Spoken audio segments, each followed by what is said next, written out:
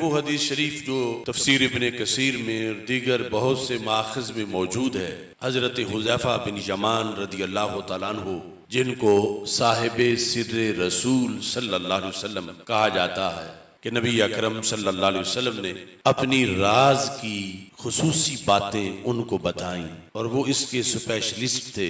उन्होंने वो हदीस रवायत की, इब्ने कसीर ने उसकी तौसीक की, उसे सनद के लिहाज से भी मुस्तनद करार दिया कि हमारे आका सल्लल्लाहु अलैहि वसल्लम ने फरमाया, इन्ना मिम्मा अतखव्वफु अलैकुम, कि मुझे तुम पर जिन चीजों का खतरा है, मिन तबीज का है, यानी इस हदीस में जो कुछ बयान होगा सारा खतरा वो नहीं, लेकिन जिन चीजों का खतरा है उनमें से एक खतरनाक चीज का जिक्र इस जगह भी किया। किन लफ्जों में? फरमा इन्ना मिम्मा अतखव्वफु अलैकुम रजुलुन, मुझे जिन चीजों का तुम पर खतरा है उनमें से एक आदमी है जो मुस्तकबिल में पैदा होगा, और उसकी फिर अलामतें बयान की। रजुलुन क़रा अल कुरआन, मुझे इस उम्मत पर एक ऐसे शख्स का खतरा है जो अपनी दावत, अपनी तबलीग, अपनी तहरीक, अपनी तंजीम, उसका मदार कुरान पे रखेगा। है खतरनाक, मगर उसका तबलीग का अंदाज, दीन की तरफ दावत का अंदाज, लोगों के सामने सारे का सारा उसका तल्लुक कुरान के साथ होगा। यानी यहां आपने वाज़े फरमा दिया कि इस हदीस में जिस खतरे का जिक्र आ रहा है उसका तल्लुक डायरेक्ट यहूद से नहीं कि वो कोई एलानिया यहूदी बंदा हो या नसरानी हो, क्रिश्चियन हो, या वो हिंदू हो, वो सिख हो, उसकी दावत का ताल्लुक कुरान से होगा, यानी वो दावेदार मुसलमानी का होगा। वकाना रिदाउहुल इस्लाम, फरमा उसने चादर इस्लाम की ओढ़ी हुई होगी। फातराहु इला मा शा अल्लाह फनसलख मिन्हु, फरमाया वो इसी तरह अपनी दावत लेकर चलेगा कुरान हाथ में और इस्लाम का लिबादा ओढ़कर, फिर जाकर वो अपना ये लिबादा उतार देगा। वनबाज़हु वरा ज़हरिही, वो कुरान जो उसने पहले हाथ में पकड़ा हुआ होगा फिर वो अपनी पुश्त के पीछे उसे फेंक देगा माज़अल्लाह। वसआ अला जारिही बिस्सैफ, और वो करीबी मुसलमानों के खिलाफ जिहाद का ऐलान कर देगा, जिहाद बिस्सैफ, और इसकी वजह भी वो बयान करेगा। वरमाहु बिश्शिर्क, और करीबी मुसलमानों का कत्ल वाजिब करार देगा, और उसका सबब ये बताएगा कि ये मुसलमान नहीं रहे बल्कि मुशरिक हो गए। यानी मुसलमानों को मुशरिक करार देकर वो मुसलमानों पे हमलावर हो जाएगा।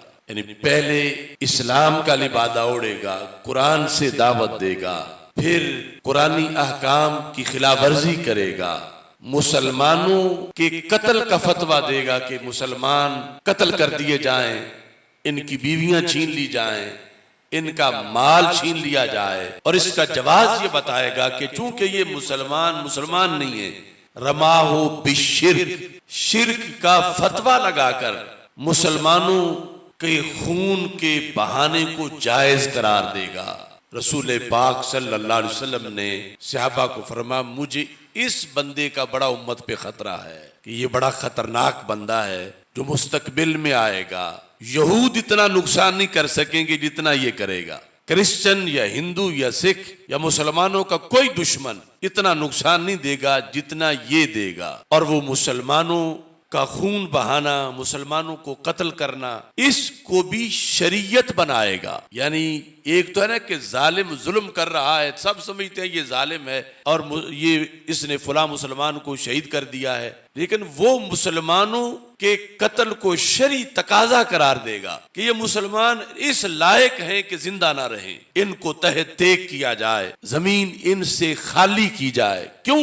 कि रमाहो बिशिर्क, वो कहेगा कि ये अकीदे में मुशरिक हो चुके हैं और अपने शिर्क या अकीदे की बुनियाद पर कुरान कहता है कि इनसे जमीन को पाक किया जाए माज़अल्लाह। इस तरह वो शिर्क का फतवा लगाकर मुसलमानों का खून बहाएगा, उम्मत की कमर तोड़ देगा कि जब मुसलमानों की जिंदगी उससे महफूज नहीं रहेगी अब ये सारी अलामतें जब रसूल पाक सल्लल्लाहु अलैहि वसल्लम ने बयान की, हजरत हुज़ैफा बिन यमान रदी अल्लाह तआला अन्हु और दीगर सहाबा सुन रहे थे, तो बिल आखिर हजरत हुज़ैफा बिन यमान रदी अल्लाह तआला अन्हु ने वसल्लम से ये सवाल किया, अय्युहुमा औला बिश्शिर्क अर्रामी बलिल मरमी, या रसूल अल्लाह सल्लल्लाहु अलैहि वसल्लम, सरकार आप ये तो फैसला हमें बता दो ताकि आगे चलते चलते उस जमाने तक ये बात पहुंचे कि जब वो खतरनाक बंदा शिर्क का फतवा लगाकर मुसलमानों के कत्ल को जायज करार देगा और मुसलमानों का कत्लेआम हो रहा होगा उन्हें मुशरिक करार देकर, तो क्या मुसलमान उस वक़्त के जो हैं वो वाकई मुशरिक हो चुके होंगे, या वो शख्स उन्हें गलत फतवे के जरिए से तोमत लगा रहा होगा, शिरक का इल्जाम देकर, शिरक का तोमत लगाकर उन्हें वो जुल्मन कत्ल कर रहा होगा। इसका आप फैसला हमें सुना दें। जब आपको उस वक़्त के हालात आज नजर आ रहे हैं, तो उस वक़्त दो टोले होंगे, एक उस शख्स की फौज होगी, उसके हमायती होंगे, और दूसरी तरफ वो मुसलमान होंगे कि जिन पर शिरक का फतवा लगा हुआ होगा और उन पे जुल्म किया जा रहा होगा। तो दुनिया ये जानना चाहेगी कि जिन पर शिरक का इल्जाम लगा है क्या वो वाकई मुशरिक हैं, तो फिर ठीक है, मरते खपते रहें, और अगर वो वाकई मुशरिक नहीं, वो सच्चे हैं, तो फिर उन्हें इस बात से बड़ा हौसला मिल जाएगा कि अगरचे हमारी जान तो सलामत नहीं लेकिन ईमान तो सलामत है, कि अल्लाह के रसूल सल्लल्लाहु अलैहि वसल्लम ने हमारी हिमायत की है और उस फतवा लगाने वाले को मुजरिम करार दिया है। या रसूल अल्लाह सल्लल्लाहु अलैहि वसल्लम, आप इस बारे में आज फैसला फरमा दें। आज से 14 सदियां पहले जब उम्मत की उस खतरनाक इंसान के लिहाज से ये गुफ्तगू चल रही थी, मस्जिद नबवी शरीफ में हजरत हुज़ैफा बिन यमान रदी अल्लाह तआला अन्हु ने सवाल किया। लफ्ज ये थे, अय्युहुमा औला बिश्शिर्क अर्रामी अविल मरमी। रामी है शिरक का फतवा लगाने वाला, मरमी है शिरक का फतवा खाने वाला, कि जिसको मुशरिक कहा जा रहा है, तो उनमें से हकीकत में खराब कौन होगा? तो हमारे आका सल्लल्लाहु अलैहि वसल्लम ने 3 बार फरमाया, बलिर रामी, बलिर रामी, बलिर रामी। उस वक़्त का मुसलमान मुशरिक नहीं होगा, वो जो फतवा लगाने वाला है वो मुजरिम होगा। ये हदीस शरीफ तफसीर इब्ने कसीर में मौजूद है, और इसके अलावा 8-9 इसके माखिज हैं, और इमाम याहया बिन मईन और इमाम अहमद बिन हम्बल जैसे अइम्मा ने इसकी तौसीक की है। अब आप तारीख देखें इस्लाम की, किताल तो बहुत मर्तबा हुआ, कभी तातारियों ने किया, मंगोलों ने किया, कभी कोई जालिम आया, कभी कोई जालिम आया, कभी कोई जालिम आया। उम्मत में किताल शिर्क का फतवा लगा के किसने किया? मुसलमानों का, वो सिर्फ इब्ने अब्दुल वहाब नजदी ने किया।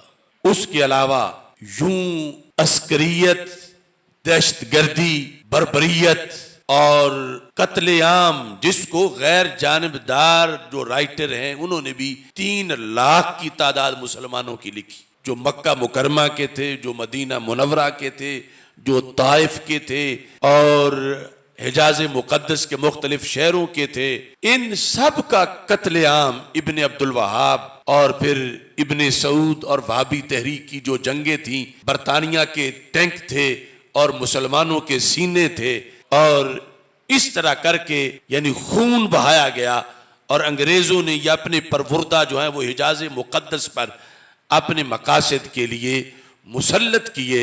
और रसूल पाक सल्लल्लाहु अलैहि वसल्लम की वो बुखारी की हदीस, वैलुल लिल अरब मिन शर्रिन कद इक़तरब, वो शर फिर जिसने यहूद से मुआहदे किए, वो जिसने फिर नसारा से मुआहदे किए, कि सरकार तो फरमा गए थे अखरिजुल यहूद वन नसारा मिन जजीरतिल अरब, के जजीरा अरब से यहूद को भी निकाल दो, नसारा को भी निकाल दो।